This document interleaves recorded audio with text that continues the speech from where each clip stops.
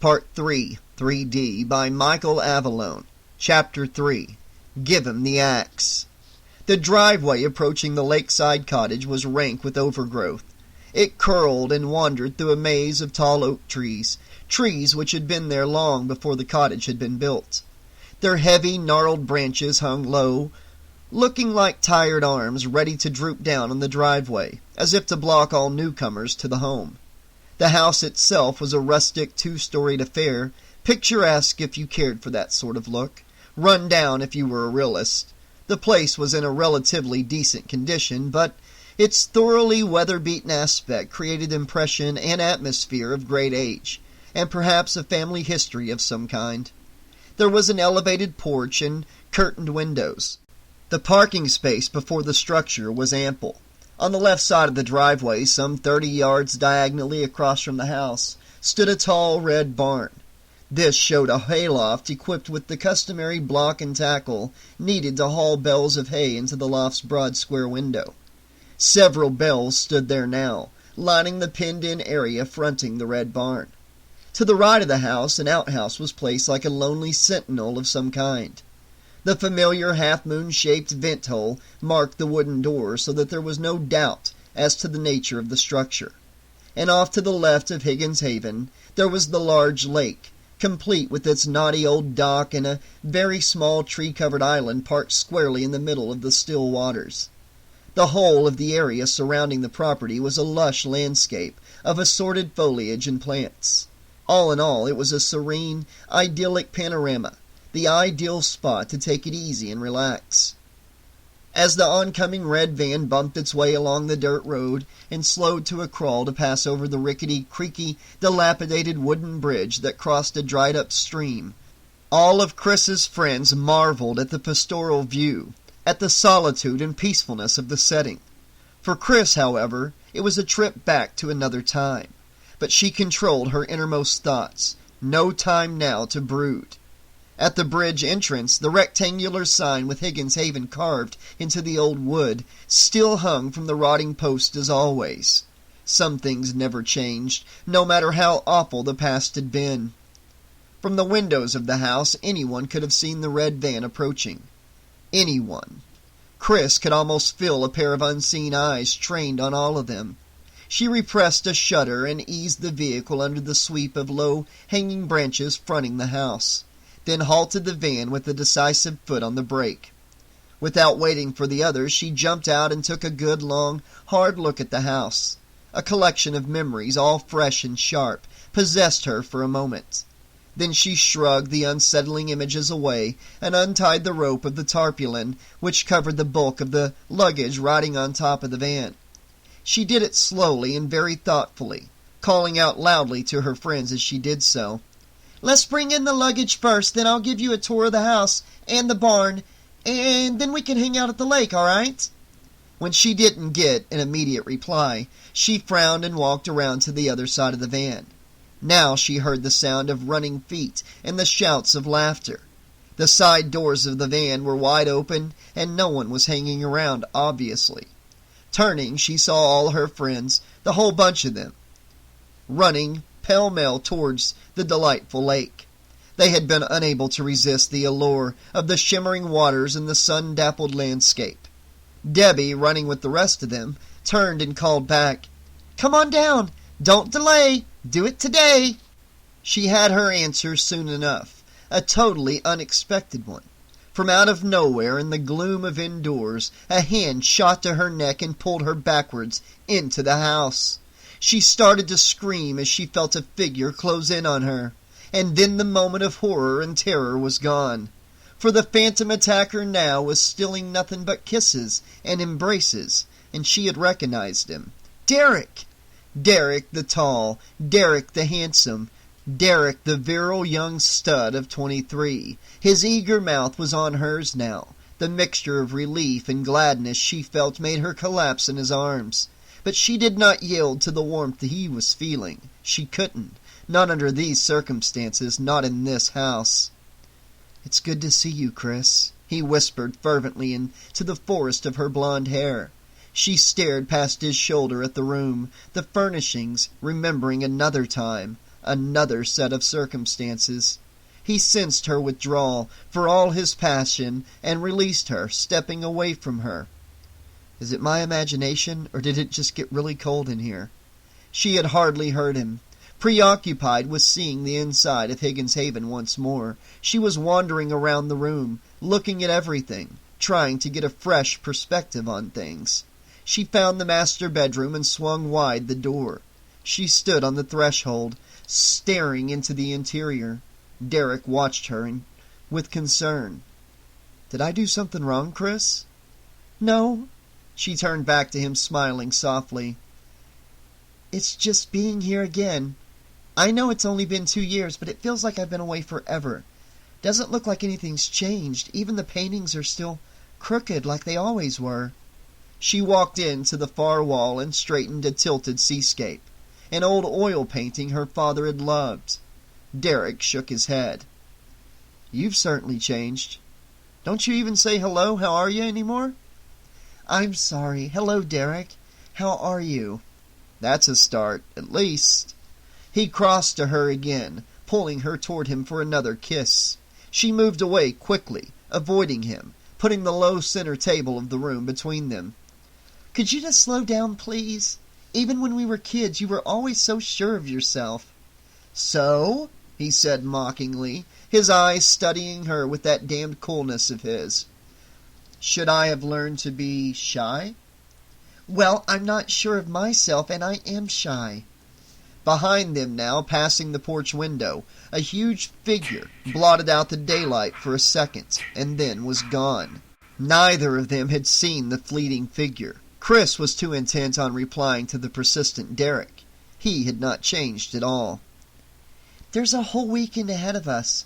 Let me get to know you again. Let me get to know this place again, Derek." Derek considered that, and then his smile was the familiar one of old. "Okay, Chris. But there's only just so many cold showers I can take, understood?" She had to smile at that, the conceit of the guy. Changeless Derek. "Understood," she agreed. "Now come on outside and help me with the bags." They both headed for the front door, still unaware of the massive figure watching them from the porch. Bounding down the front steps, they busied themselves with the luggage. Derek said, "I'll get the bags off the top. You get the ones inside." On the opposite side of the truck, Chris frowned at the sliding door. She had left it open, and now it was closed. Unsure of herself, she muttered aloud, "This door was open just a minute ago, wasn't it?" "What?" Derek called from the other side of the van, unpacking the gear from the roof of the vehicle. "Nothing," Chris said. Sounds of the fun going on in the nearby lake reached them both. Chris grabbed for the handle of the sliding door and whisked it to one side. Instinctively, she braced herself for something, anything, to leap out at her. Nothing did. Annoyed with herself for being so suspicious and on edge, she leaned into the van and grabbed the very first bag she saw. And now another hand sprang out of nowhere and fastened on her wrist. She let out a startled gasp and leaped backward. But it was only Shelley, sticking his face out from the interior of the van. "That's my bag," he said in a low voice. "I'll take care of it." "What are you doing in there?" Chris demanded, still frightened. "Why aren't you down at the lake with the others?" Shelley showed his teeth in a resigned smile, still gripping his curious, precious little black bag. "Because they're skinny dipping, and I'm not skinny enough." Chris did not laugh. She looked toward the lake and saw Andy, Debbie, and Vera frolicking about naked in the water, as Shelley had said. Chuck and Chili, fully clothed though they were, had both just dived off the dock with a double splash and combined shouts of glee. Everybody seemed to be having a great time, and they hadn't even seen the house yet. Just as well, she thought. Let them enjoy themselves while they could. Bad things happened soon enough, didn't they? And you were only young once, weren't you? Sighing, she went back to helping Derek with the luggage. Somewhere in the midst of the tall, overhanging oak trees, a bird of some kind cawed in the sunny daylight. A hawk, a crow, or what? It was a curious sound to hear, what with all the laughing and shouting going on at Higgins Haven. A strange and exotic noise. An omen? She couldn't be sure. The sun high overhead continued to blaze down as if it would never go out or nightfall would never come.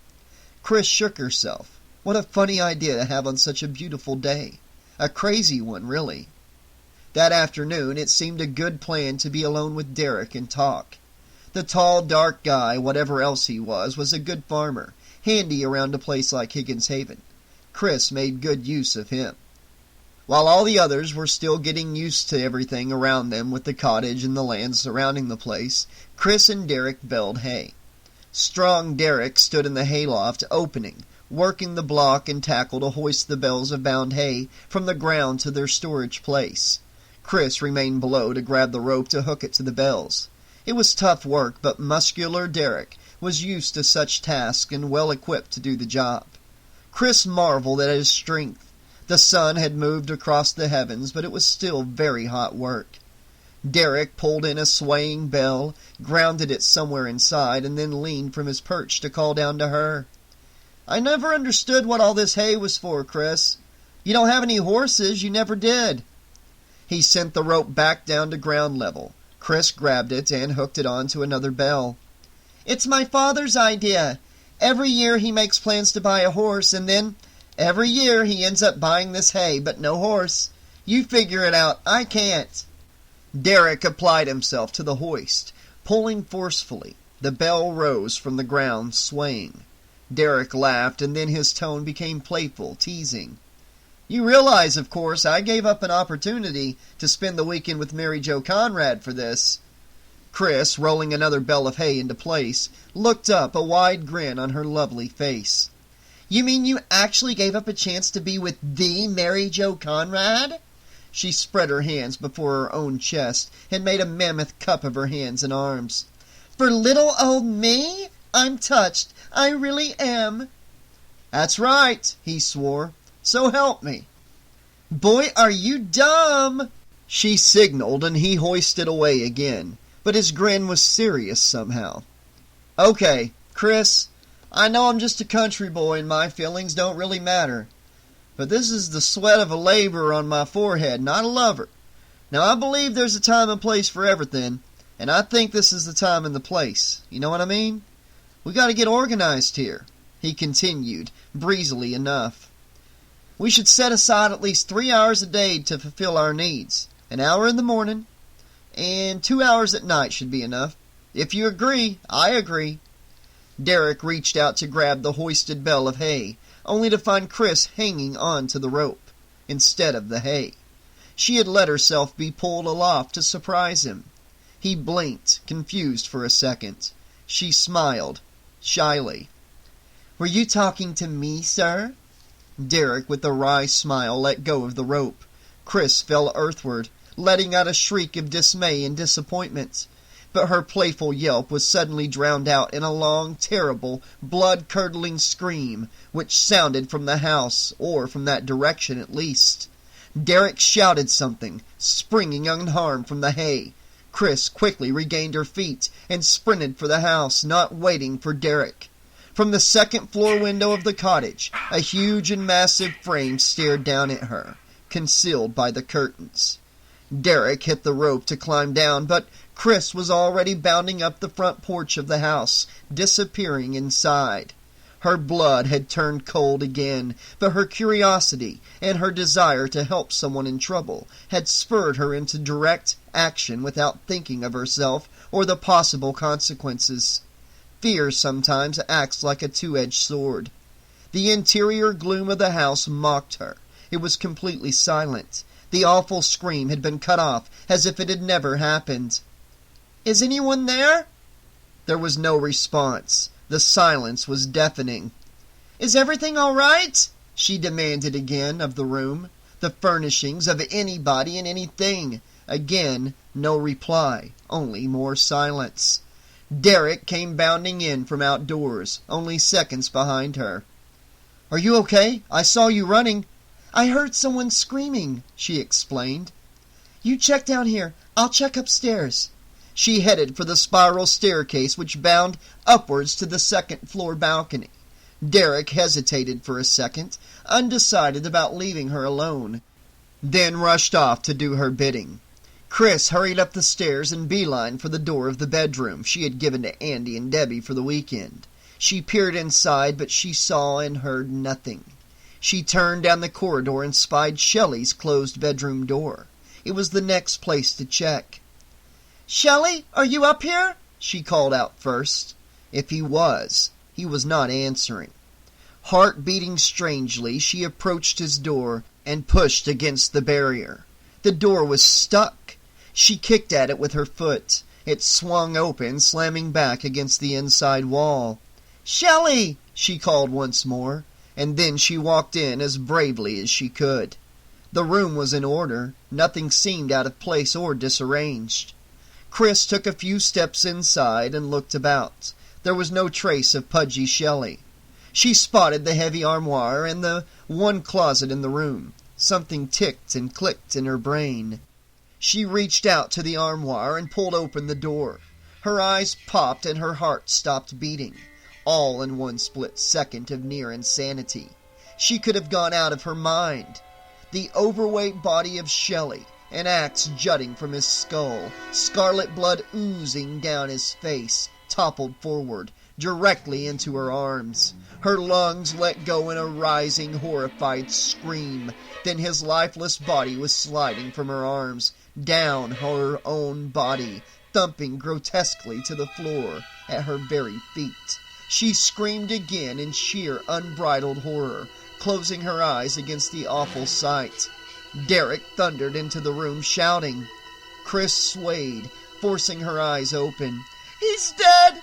He's dead!" She could not look at Shelley's corpse on the floor. "Oh my God!" Derek said. He seized Chris around the waist. "No, don't look. Let's just get the hell out of here."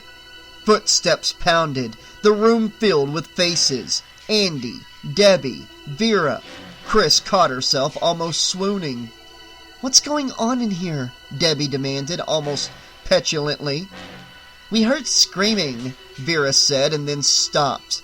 They had all seen Shelley's body and reacted accordingly. The girls hid their faces and turned away, shuddering. Only Andy, oddly unaffected or simply putting on a good show of nerve, was bending over the corpse, as if he were about to perform an autopsy. Debbie peered through her hands. "Don't touch him," she begged. Undaunted, he placed his hand on Shelley's stomach and began to tickle the corpse. Amazingly, foolishly, Shelley sprang to life, sitting erect and then jumping to his feet with an idiotic grin spread all over his face. He started to giggle uncontrollably. Andy sighed, as if it were exactly what he had expected. "What a creep you are, Shelley." The others gaped at Shelley, gasping incredulously. Chris's face went white at the monstrous deceit. Shelley, a little worried now, stammered hopefully. "I guess I fooled you good, huh?" Chris, outraged at the rubber axe, the ketchup smears, rushed at him, fist up. "Why, you little bastard! I'll kill you!" Practical joker Shelley retreated in a panic. The fake axe fell off his head. Chris struck out at him, pummeling his chest and body.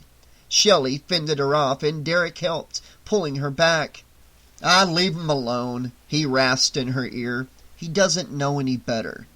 "It was a joke," Shelley protested lamely. "Just a joke. I didn't mean to." "You never mean to," Andy cut him off angrily. "But you always go ahead and do it anyways, don't you?" Vera was glaring disdainfully at Shelley. Her lovely face was almost ugly now. Somehow she found the fat boy pitiful. "I gotta get out of here," she declared. "I need some fresh air. Think I'll go get some booze." Derek agreed to that. "Here," he said, taking his keys out of his jacket and tossing them to her. "Take my VW." Chris had begun to cry helplessly. They all gathered around to comfort her. Vera stalked from the room, her tigerish figure swaying in rhythmic allure. Shelley stood mute, a helpless fat man seeing the scorn in all eyes. The red smears on his face were truly ludicrous now. His bad joke had laid an egg all over Higgins Haven. Minutes later, outside where the barn doors were wide open, Vera Sanchez eased the Volkswagen Beetle into the driveway. pointing its nose out toward the rickety bridge. It was a rusted-out old car whose engine made more noise than a boiler factory. Vera didn't care. It would be good to get away for an hour. Enough was enough. Suddenly, the fat figure of Shelley came racing out of the home. Cleaned of all his corpse makeup and blood, Shelley's face was a portrait of desperation. He caught up with Vera as the VW gained the old bridge. Shelley, running alongside, shouted through the window at Vera, "Let me go with you, please! I gotta get away too!" Without a word, she floored the pedal and zoomed away from him, leaving him forlorn. But then, amazingly, the VW lurched to a full stop, and the side door swung open like an invitation, only yards away. Elated, Shelley bolted for the car and climbed in when he got there. The VW took off once more, zipping for the dirt road that led out to the highway. Vera drove like a racing car addict. From the curtained windows of the house, the massive form looked out, seeing them leave. A quiet laugh filled the gloom of the upstairs living room. The stranger in the midst of all these young people bided his time. It was still daylight. The hours would pass soon enough, and this creature, whoever or whatever he was waiting for the night when darkness would fall, and all sorts of terrible things were more likely to happen. The dark was a friend of this massive figure, who was not a practical joker like Shelley. No, not at all.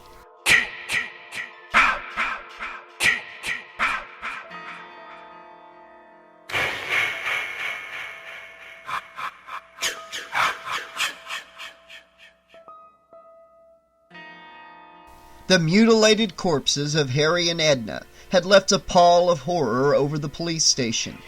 Veteran officers, despite the recent spate of slaughters, were once again asking each other, "What's going on in this town? Who the hell is doing these things? And are we never going to be able to stop him? Them?" Nobody had the answers to those questions, least of all the chief of police.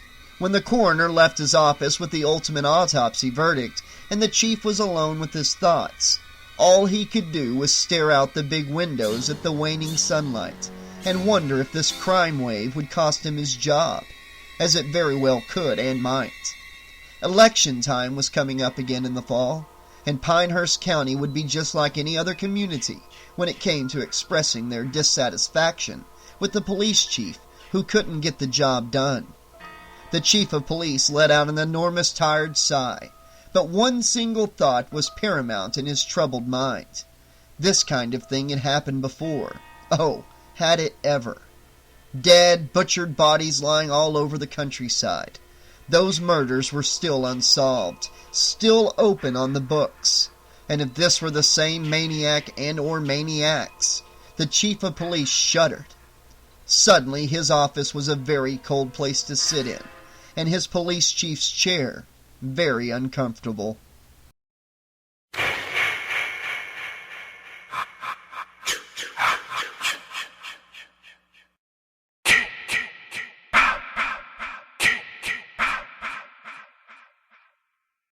Okay, Slashaholics, this has been Chapter 3 of Friday the 13th Part 3D by Michael Avallone. Remember, this is a novelization of the movie based off an earlier draft of the script. Later on, Simon Hawke would be commissioned to write another novelization of Friday the 13th Part 3 that lines more up with what we saw in the movie. So there are two different versions of this book, and I will do both of them on the channel. Both of them were written by different authors. And I think that was made apparent there towards the end of the chapter when Jason is watching from the curtains and he's laughing and plotting and planning for nightfall. That's the first thing so far in this book that really stands out as different than what we would expect from the novelization of Friday the 13th Part 3. Also, I want to say sorry about the upload being kind of short tonight. I'm just going to do one chapter. I'd planned on taking the whole weekend off and coming back on this on Monday, but I thought I'd throw you guys at least one chapter tonight. Plus, I'm looking forward to getting through this book. And, yeah, so there you go. Chapter 3. A little surprise upload for you.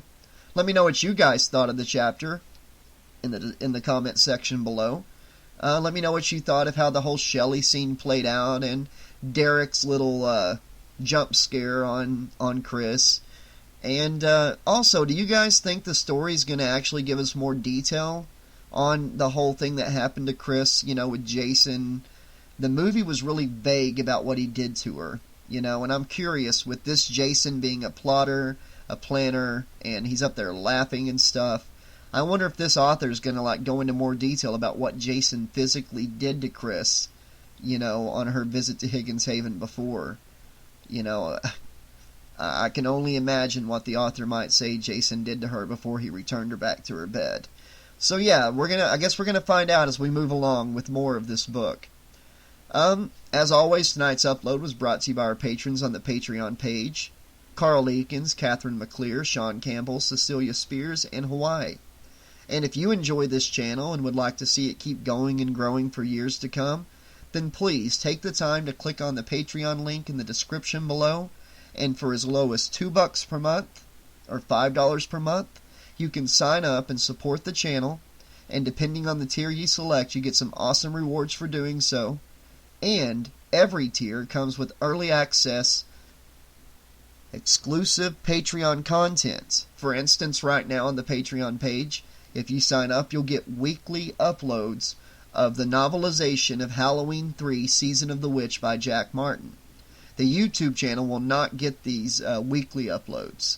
Sometime later on this year, a little ways down the line, the unabridged version of the audiobook will be on the channel, but it's going to be a little ways down the line. So if you want access to it soon, the only way is through the Patreon.